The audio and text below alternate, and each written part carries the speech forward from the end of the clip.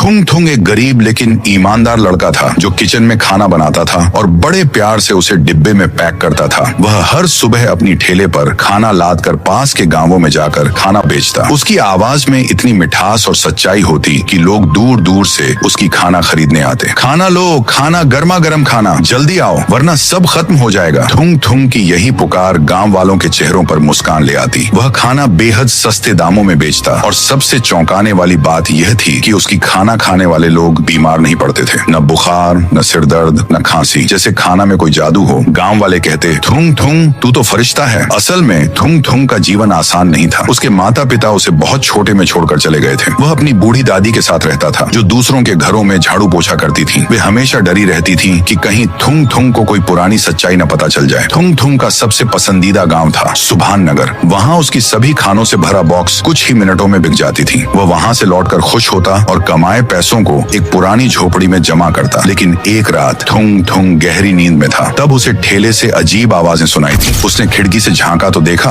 उसका ठेला खुद चल रहा था। वह डर गया। अचानक ठेला गायब हो गया। लेकिन जैसे ही वह पीछे मुड़ा वही ठेला उसके सामने खड़ा था और उसके अंदर से किसी के रोने की आवाज आ रही थी। वह घबराकर जाग गया। उफ, क्या डरावना सपना था। लेकिन जब बाहर गया तो देखा ठेला सच में अपनी जगह से खिसक चुका था और उसके पहिए पर खून के धब्बे थे। उसने जल्दी से झाड़ू उठाया और ठेले को साफ करने लगा। तभी उसका दोस्त राय स्टार भागता हुआ आया और बोला, थुंग थुंग कल रात सुभान नगर में एक आदमी की दर्दनाक मौत हो गई और उसके पास तुम्हारे जैसा ही एक ठेला मिला है। थुंग थुंग की आंखें फटी की फटी रह गईं। कहीं मैंने किसी को मार तो नहीं दिया? नहीं, मैं ऐसा नहीं कर सकता। इसके बाद हर रात सुभान नगर में एक रहस्यमयी ठेला दिखाई देने लगा। वह गांव के बीचों बीच जाकर रुकता और खुद ब खुद आवाजें आने लगती। खाना ले लो, खाना, गर्मा गर्म खाना। आवाज इतनी डरावनी होती कि लोग खींचे चले आते और जैसे ही कोई खाना उठाकर खाता उसका शरीर बम की तरह फट जाता। अगली सुबह लोगों के लाशें दिखाई देता और वहीं उसके पास ठेला खड़ा मिलता। गांव वाले अब थर थर कांपने लगे। रात होते ही अपने घरों में दरवाजे बंद कर लेते। थुंग थुंग को अब समझ आने लगा था कि यह सब किसी आत्मा या बुरे रहस्य का नतीजा है। थुंग थुंग ने ठान लिया कि वह खुद इस रहस्य की तह तक जाएगा। उसी रात उसने अपने ठेले की निगरानी शुरू की। रात के तीसरे पहर अचानक ठेला अपने आप चलने लगा। वह उसका पीछा करता हुआ सुभान नगर पहुंचा। गांव के बीचों बीच जाकर ठेला रुका। अचानक ढेर सारी खाने का बॉक्स उसके आसपास आ गई। फिर वही आवाज गूंजने लगी, खाना लो, खाना, गर्मा गर्म खाना। लोग जैसे सम्मोहित हो गए और ठेले की ओर बढ़ने लगे। थुंग थुंग चिल्लाते हुए बोला, रुको। लेकिन तब तक बहुत देर हो चुकी थी। सभी लोग मारे जाते हैं। थुंग थुंग घबरा गया और भागता हुआ अपनी दादी के पास पहुंचा। दादी, मेरा ठेला लोगों को मार रहा है। दादी कांपते हुए बोली, बेटा वो वापस आ गया है, अब कुछ नहीं बच पाएगा। थुंग थुंग घबराकर बोला, कौन दादी, कौन वापस आ गया है? लेकिन दादी कुछ कहे बिना चुपचाप कमरे में चली गई। अगली रात थुंग थुंग ने ठेले के सामने खड़े होकर चिल्लाया, तू कौन है, क्यों कर रहा है ये सब? अचानक ठेला एक इंसान में बदल गया। वह कोई और नहीं बल्कि थुंग थुंग के पिता थे। उन्होंने रोते हुए कहा, बेटा जब तू छोटा था मैं और तेरी माँ सुभान नगर में खाना बेचते थे। लोग हमारी खाना की तारीफ करते नहीं थकते थे। एक दिन जब मैं थोड़ी देर के लिए गया किसी ने मेरी खाने में जहर मिला दिया। मुझे कुछ नहीं पता था। मैंने सब खाना खुशी खुशी बेच दी। उसके बाद जो भी वह खाना खाता वह मारा जाता था। गांव वालों ने मुझ पर इल्जाम लगाया और मुझे पीट पीट कर मार डाला। मेरी लाश को ठेले में डालकर गांव के बाहर फेंक दिया गया। तभी से मेरी आत्मा ठेले में कैद है। यह कहकर वह फिर से ठेला बन गए और आसमान में उड़ गए। थुंग थुंग अब सब समझ गया। मुझे अपने पिताजी का बदला लेना है, लेकिन सही तरीके से। अगले दिन वह गांव में पहुंचा और सबको इकट्ठा किया। अगर आप मेरी मदद करेंगे तो हम सब इस ठेले से छुटकारा पा सकते हैं। फिर उसने पूरी सच्चाई सबको बताई। लोग हैरान रह गए। थुंग थुंग बोला, हमें उस आदमी को ढूंढना होगा जिसने खाने में जहर मिलाया था। सबकी नजर गई गांव के एक आदमी पर गई, व्हाइट 444, जो वर्षों से सबकी नजरों से बचकर रह रहा था। ठेले में अचानक जान आ गई और वह व्हाइट 444 को उठाकर आसमान में उड़ गया। उसकी भयानक चीखें दूर तक सुनाई दी और फिर सब शांत हो गया। उस दिन के बाद सुभान नगर में कभी कोई रहस्यमयी ठेला नहीं आया। गांव के लोग फिर से हंसने लगे, खुले में घूमने लगे और थुंग थुंग को सिर आंखों पर बैठा लिया। वह हर दिन खाना बेचता, पर अब सिर्फ पेट नहीं, लोगों का दिल भी भरता।